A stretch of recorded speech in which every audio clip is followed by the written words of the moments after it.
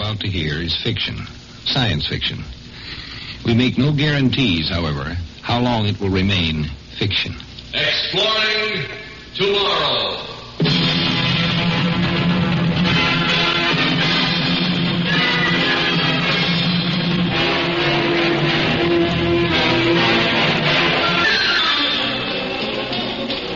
And now here is your guide to these adventures of the mind, the editor of Astounding Science Fiction magazine, John Campbell Jr. Dreams are a remarkable thing, a remarkable power of the human mind. Freud, the psychoanalytical school, has held they're important. But there's one aspect of dreaming that they deny, they overlook, perhaps. That's tonight's story. If someone handed you a photograph of a man's face and said, do you know who this is? Suppose that was a photograph of yourself 20 years from now. You'd have an awful hard time recognizing that. We can recognize a picture of something that we have seen. But it's impossible to recognize something that we haven't yet seen. Let's say we have a patient who comes into a analyst's office, a badly frightened man. Dr. Sharp, my name's Jim Bedford. I got your name from the National Health Trust. They say you're the quick shock analyst they'd recommend in this area. It's nice of the Health Trust to say that. It builds up my morale in these troubled post-war times. They speak very highly of you. I feel so darn silly running to a psychiatrist. That's for old ladies. Maybe we better forget it. I've got a lot of pressing work that I really should be taking care of. Let's see, Mr. Bedford. Now, according to the data you gave my secretary, you're with the State War Reclaim Bureau. Yes, that's right. I'm regional director. I've been with the Bureau all my adult life since 1971.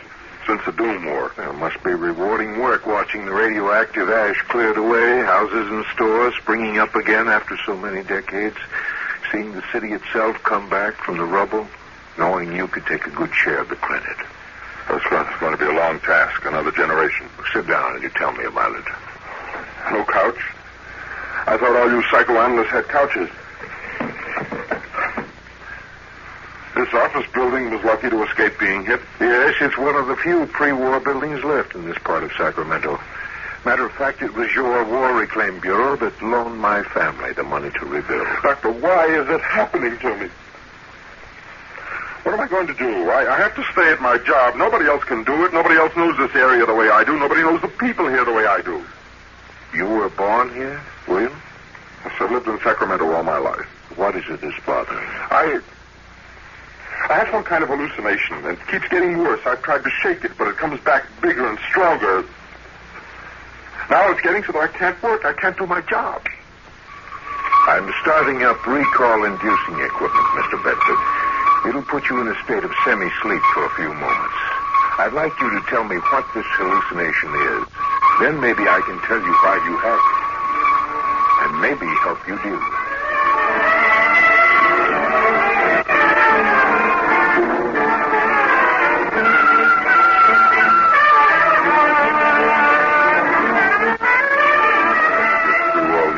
Inventories. Must be 1 million of them stuck in the basket today alone. Oh, I ought to quit and go to bed and get some sleep. Where's the report on that mutant rat they've been killing? One that spins webs. Better okay the extermination program. Poisoned grain probably be best, if it eats grain. Probably have to ask for federal aid. Not enough funds to do the job right. Oh, I'll okay the extermination and hope they can raise the funds. It's bad enough to have ordinary rodent infestation. Plague carriers, the worst possible sanitation menace. Menace, huh? Oh, it's you, Giller. How did you get into my apartment? Front door was unlocked. I'm sorry to interrupt your work. Well, I was about to stop. What time is it? Past midnight. You want a beer? I'm going to have one. Siphoning valuable grain off to make beer in these times of need. Must be nice to be a big wheel and have luxuries. Your own stove, refrigerator. You know, I haven't had beer since last May. You'll survive. You've always managed to. Trade some of that black market coffee of yours or some of those eggs from your chickens. You we lost all our chickens. That blood disease from the old H-bomb blast. Take a look at this. Your application for aid? Turned down. I know. Why? Don't ask me why. Oh, okay. I'm the responsible person. I turned it down. You and I have been friends since we were kids. So what? You get a kick out of it, lording it over the people you've known. People who were something in the community before the Doom War. People you had to look up to and say sir to. I'm sorry about your poultry farm. I'm sorry for all the poultry raisers, you included, and the beef raisers and the walnut growers, but certain things have to be rebuilt before others. Heavy industry comes first. Factories, steel and cement and fuel producers, synthetic fabric. We're your people. Good night, Giller. Write me a letter on the proper form. I'll talk to you in a few days about my application for aid.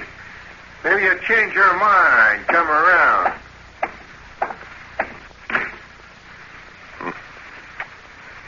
Giller ever got that farm going, he'd be the biggest black market operator in California. $5 a piece for grade A eggs, and he knows where to get it.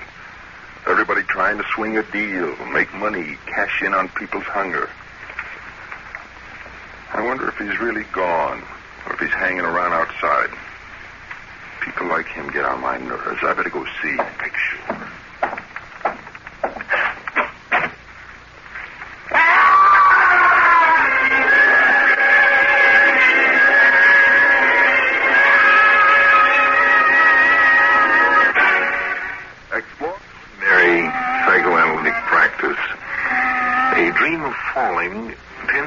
That the patient has some kind of fear of a basic insecurity, a feeling that he's faced with a problem that he must solve, then can't solve. But he's got to solve it, but he can't solve it, but it must be solved. Mr. Bedford. I'm falling. Help me, I'm falling. No, you're not. You're here in my office, sitting in a chair. Yes. But I was falling. I started to go out of my apartment. I opened the door to the hall, and there wasn't any floor under my feet, just emptiness. And I tried to grab hold of something, and there wasn't anything, nothing at all, anywhere. Just darkness. What happened next? Were you hurt? Doctor, how could I have been hurt? It was just in my mind. Maybe I stumbled or something, but I didn't fall, because there was no place to fall. Momentary dizziness from overwork, fatigue. Yes, maybe. And since then, you've had a fear of falling. A phobia. Phobia about high places. Okay, Mr. Bedford, let's try another recall. Now, this time, I want you to remember more about the falling and your friend Giller. Stop it! Don't kill me! Don't throw me over the rail, please! Shut up! Well, you probably think I'm going to give you one last chance before we toss you off this ramp. Not my fault. I tried to get funds. Bureau's short on funds. Terrible task ahead. He can't hear you. Bedford, I came to you and begged you to okay our application, but you turned us down. You did all you could to block it. Black market rebel. Police never seem to get you all. Probably bought off. That's right, bought off. Now, look, Bedford, for old time's sake, you want to get in on this along with us. I'll let you in. I have a sentimental feeling towards you. I think you sincerely felt you shouldn't okay our application. I never will. Even if you kill me. Oh, you mean that? I got my job, responsibility. Heavy industry comes first. Remember when there were eggs, how the shells looked when they were dropped? Remember how it felt to crush the eggshell underfoot? How did that old nursery rhyme go about putting the pieces of the shell back together? By the way, Bedford, we're making sure the next regional director isn't so devoted to heavy industry. We're getting in somebody with, shall we say, an agricultural frame of mind? Okay, let's finish this up and get going. Get him over the rail. It's almost a mile to the ground. How could a thing like this happen to me and be forgotten? Can a person forget being knocked down, kicked, and threatened with death? It wasn't forgotten. It remained buried beneath, repressed. We'll have to try some more recall, Mr. Bedford. So far, I don't have enough to go on. Now, this business of Giller and his men beating and terrorizing you provides what's called the traumatic incident. The moment of fear that starts the chain reaction of repression going. But, are you willing to try another recall? Not now, Doctor. We shouldn't stop at this point. I couldn't stand anymore. Tomorrow, maybe. We'd better go on now, Mr. Bedford. Now, from what you recall, I got an impression that there's no time to waste. I don't think they just beat you up and threatened you. I think they did throw you over the rail to your death. I think they killed you. All right, Doctor. I'll let you start your recall-inducing gadget again, but don't make me go back to that moment. Something else. I couldn't stand to see them standing there above me. Higher and higher, and then the ramp and the railing disappearing. At this time, I'd like you to think of something pleasant, satisfying. Perhaps a day in your work when you were particularly pleased with what you accomplished.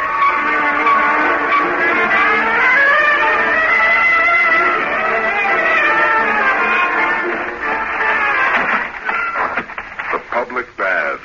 Kids splashing around, lots of hot water.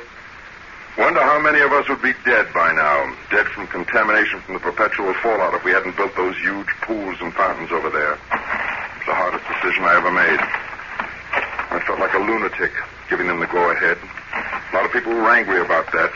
But after I saw the figures from the Anti-Radiation Committee, it had to be done. No matter how many people got angry. I know my duty. It's to the whole people, not a few special groups here and there.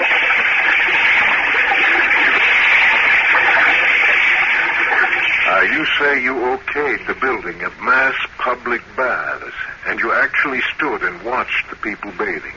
That's right. Togas, like ancient times. Mr. Bedford, I want you to listen to me carefully. I have something important to say to you.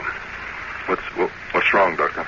Well, as a licensed general practitioner, I've been interested in the idea of public baths as an anti-radiation measure. In my opinion, it's a sound idea. But the proposal hasn't yet been put through. No baths have been built. It'll be at least 5 years before the baths can be put into operation.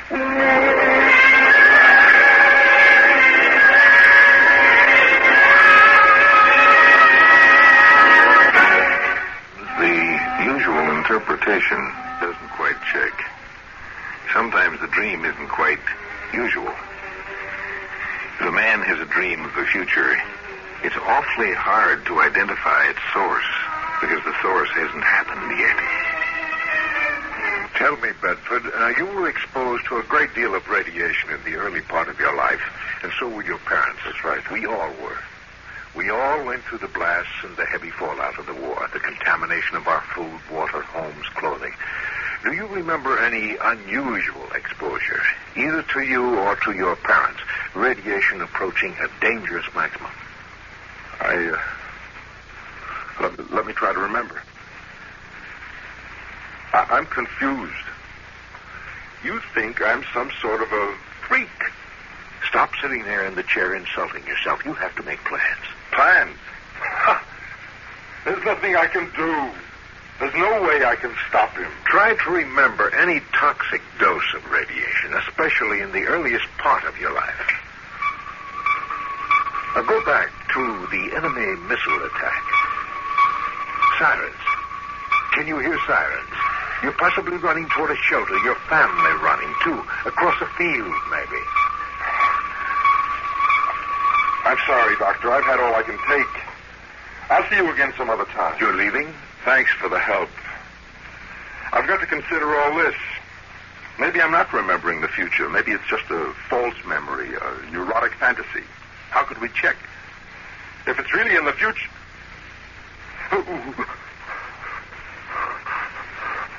What's the matter? I can't get up. What? I can't stand up. I'm afraid I'll fall. Doctor, now I can't even get to my feet. Well, make yourself comfortable in your chair, and we'll go on with the therapy, as I said we should. I guess I have no choice. Now, you know what we're after this time. At some point in your life, you apparently were exposed to a near-toxic dose of radiation.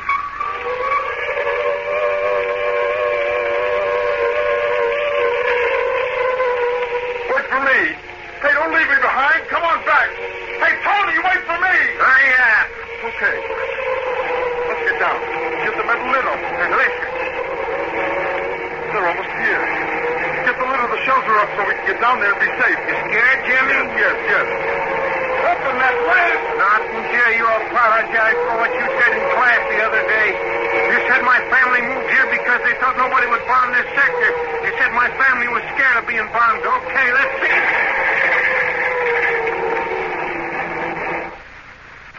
Yes, I remember.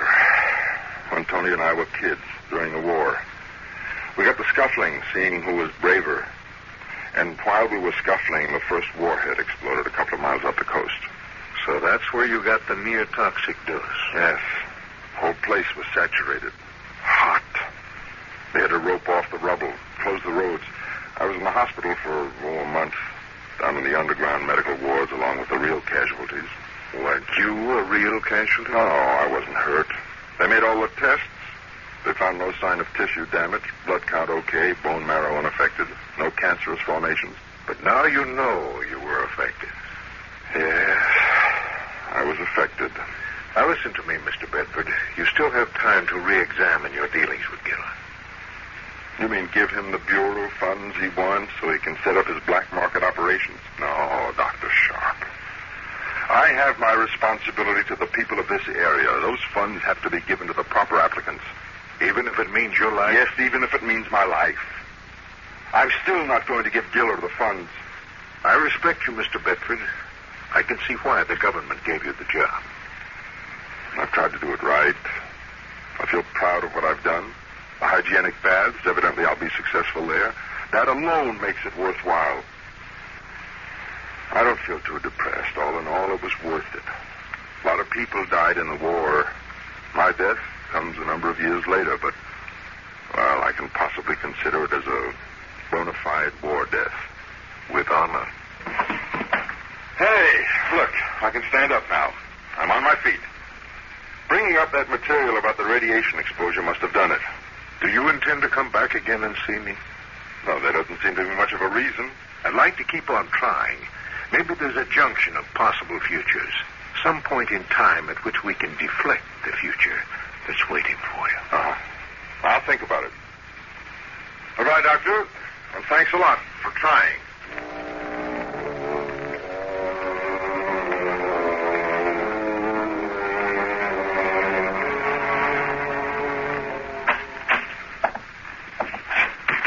Did you wish to see me? My name is Tony Giller. I'm sorry to bother you, but this constitutes an emergency. I got, it's a compulsion.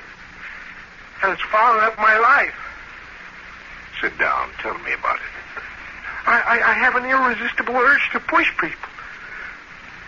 Push people? Towards windows, out.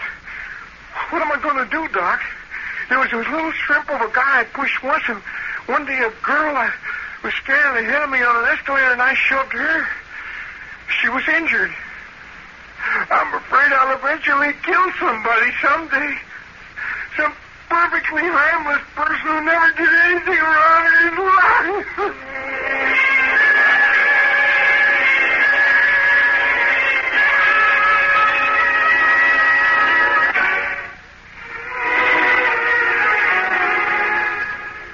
The stone is never afraid of anything. The stone has no sense of futurity, no sense of a future to control. Wherefore it has no fear. If you can feel fear, it means that you can sense the future. To the extent that you can sense the future, you can control it. You don't have to be stuck with any particular future. If you take the trouble to dream about the future, then you have a chance to do something about the future. If you don't like atomic wars, you have a chance to do something about it, provided you dream that it's there. Nightmare or not, you have a chance to do something.